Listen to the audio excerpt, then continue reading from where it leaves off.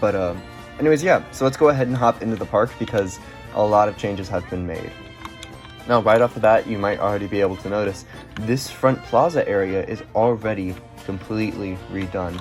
We also added a highway, but now the plaza overlooks the highway and the mountains and the water, and this would probably be the most gorgeous setting for a Disney park, only rivaled by that of Hong Kong. But right here we have a big Mickey fountain, which is actually inspired by the one at Hong Kong Disneyland. However, that one's different. It's Mickey riding a surfboard on top of a whale, but, you know, a similar style of fountain. One of my favorite things that I added in this recent update is these, you see these all over the place at Disney, but these go-away green speaker towers, I love them so much. But yeah, I added them and spammed them everywhere.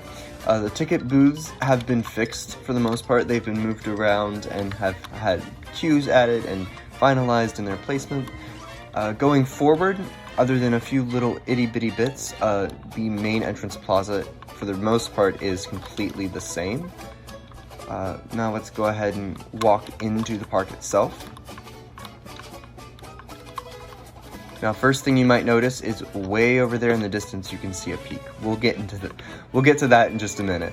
But walking down Main Street USA, there has been some changes. I don't know if these buildings were changed in the last update, but yeah, these buildings have been changed. We also added the street trolley, which was on the Steam Workshop. I will put a link to that in the description or in the comments. But yeah, no, I love this trolley, and it just fits so well. Now going forward, you might be able to notice that this Mickey partner statue is moved back, because it is. The hub and spoke part of the park has been redone. As you can tell, it's still a work in progress, but for the most part, it has been redone. The Mickey has been moved back. Those are floating. I will fix that. But it now leaves for much more just open space to go about, and going forward you'll see that there's no bridge anymore to go directly across, because now there's a castle stage where they would have shows and the like, and instead of going forward like that, they you can go around the sides.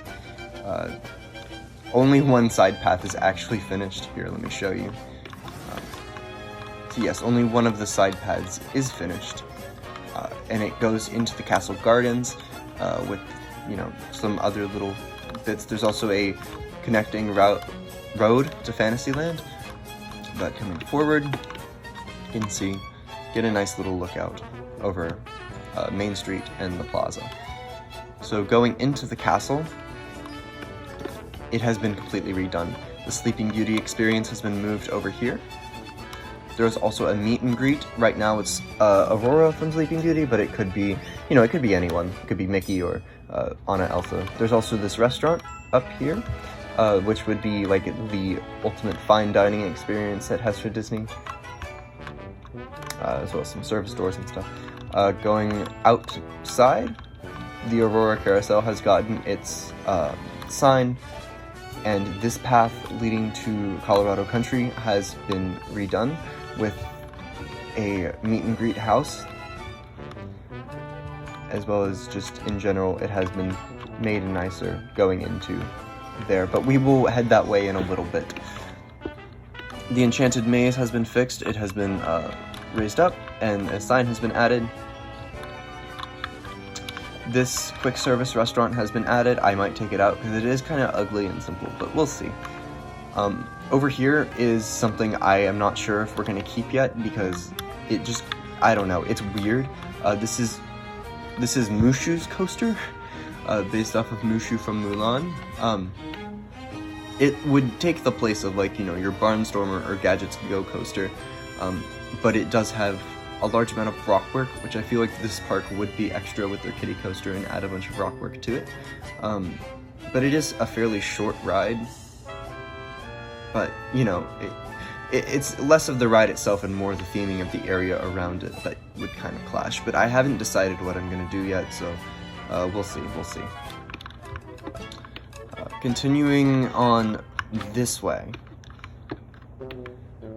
So, going on this way, we have added our very first Fantasyland dark ride, which is Snow White's Scary Adventures. I know this building looks weird. I'm gonna try and fix it, but I am aware it does look pretty weird. I'm not a fan of it, so I'll figure out how to fix it.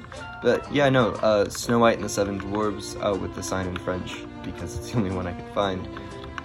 It is fully done. It needs lighting and music, but other than that, it's for the most part done. And the queue needs to be finished up. But the ride itself, so these were taken from someone on the Steam Workshop. Not the ride itself, but several aspects, all of the animatronics and some of the assets were taken from his version. I will also link that in the description, because his work is incredible, because he also did another ride that I'm going to try and do, which is Buzz Lightyear Astro Blasters.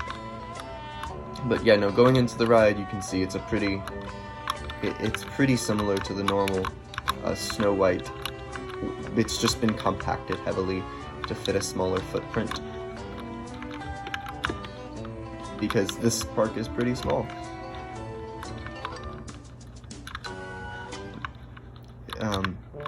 But I do like it. I think overall it's good, it's faithful, and I think it's a good representation of the ride. And it's a very standard Fantasyland style dark ride. But anyways, you can see that the path now loops around. This is a placeholder, but I do want to do something similar to that over there. You can see that there's now this massive mountain here. And let me go around the other way to show you what it's really like.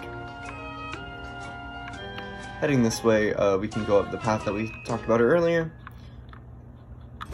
And as we come around, for one, way off in the distance, you'll be able to see a finished attraction. And we'll get to that in a little bit.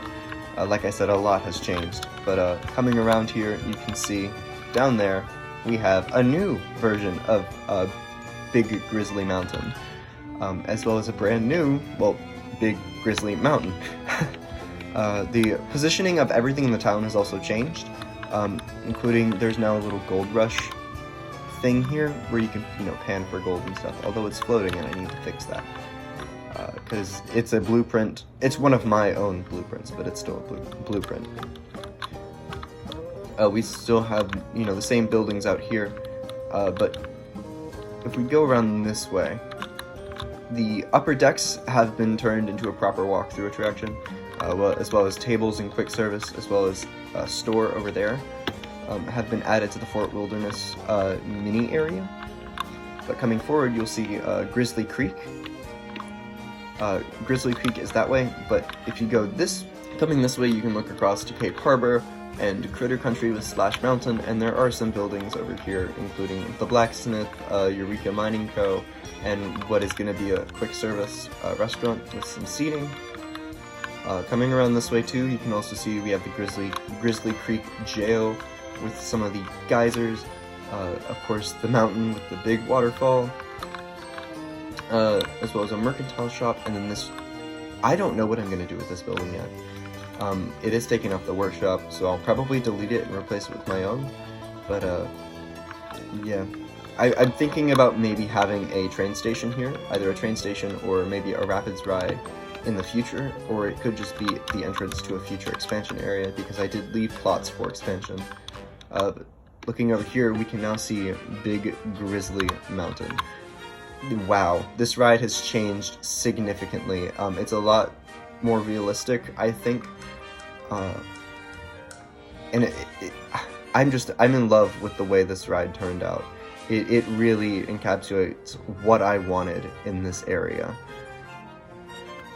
So I will show a POV of that at the end, but for right now, we can go ahead and walk the queue, as well as go. So, like at Hong Kong, it does actually go over and under these paths over here.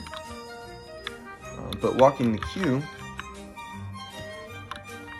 there is, a large outside section where you can look over and things of that sort. Going down, there's a small outdoor area.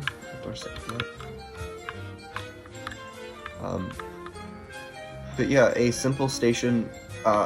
This is a placeholder station. This isn't the actual station, but this is Emax Magnus's would cover, I believe. If I got the name wrong, I'm sorry. It could be someone else's, and I could just be naming the wrong person and giving the wrong person credit. But, you know, I'm in love with this, with the way it turned out. But anyways, moving on, I don't want to have this video drag on forever, so I'm trying to rush through everything so we can have time for cinematics. But going forward, Tomorrowland, you might be able to notice, it's different. It is very, very different. Space Mountain moved from way over there to way over there. The Astro Orbiter is now in a more central and easy location to get. There is a raised walkway along some water. Those buildings are going to get futured up, I promise. As well as some pretty clear Tron inspiration in terms of the Space Mountain exterior. The Space Mountain sign. And then there is another elevated walkway up here where you can look over down into the Space Mountain area where the Space Mountain queue is. I will do a queue walkthrough probably during cinematics. Actually, you know what? No, I'm just gonna... Hang on. Give me just a moment.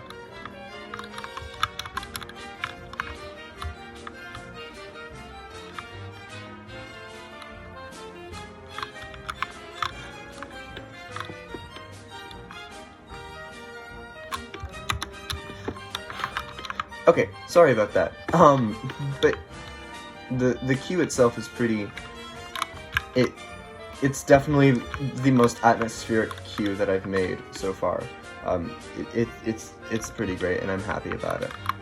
But going through it, the first section is pretty normal, and then we start getting into, you know, the space station parts of the queue. The queue is not finished. I do want to say that. And then the station itself, you know, I have to do this at night. The station itself is probably my favorite station I've ever made. It is very atmospheric, and it just encapsulates the vibe I wanted perfectly. The ride itself has changed slightly, so there will be a POV of it at the end of the video. But coming out here, the rest of Tomorrowland, I have decided to try and do a semi, so semi-solar punk aesthetic, where it's older buildings that have been modernized, or futurized, I guess, and, you know, allowing tons and tons of greenery to live with the greenery. That's sort of the vibe I'm going for with this, and I really hope that that does come across. Autopia, for the most part, has remained unchanged, except for, you know, little bits, but this large extension was added to extend the ride, because it was very, very short, and it really needed this extension. I have no clue what I'm gonna do with the rest of this area, though. I know Astro Blasters is probably gonna go here, but I need to figure out what to do with this. This area of Fantasyland is anyone's guess as to what I'm gonna do with it. But yeah, I think that's... Oh, we didn't even talk about Splash Mountain. I'm sorry. Heading over here to Splash Mountain, it has been finished. The queue isn't finished, but the ride itself is completely finished, so I will do a ride-through POV at the end. It is not a Song of the South themed attraction, though. Please keep that in mind. It is not themed to Song of the South. It has its own original theme of just forest critters going on an adventure. So please remember, this is not a Song of the South themed attraction. It does contain the songs from the movie, but it's not themed to Song of the South. As you can see, it's its own entity, its own story. But yeah, thank you for watching. I'm sorry, I know I really sped through this. I really sped through the video. I'm not feeling too well. You can probably tell in my voice. I've had a lot of health issues recently, and that's why I haven't been able to upload. But I'm here, and hopefully there will be more uploads soon. So I'm gonna stop rambling. Thank you so much for watching, and I hope to see you soon. Bye-bye.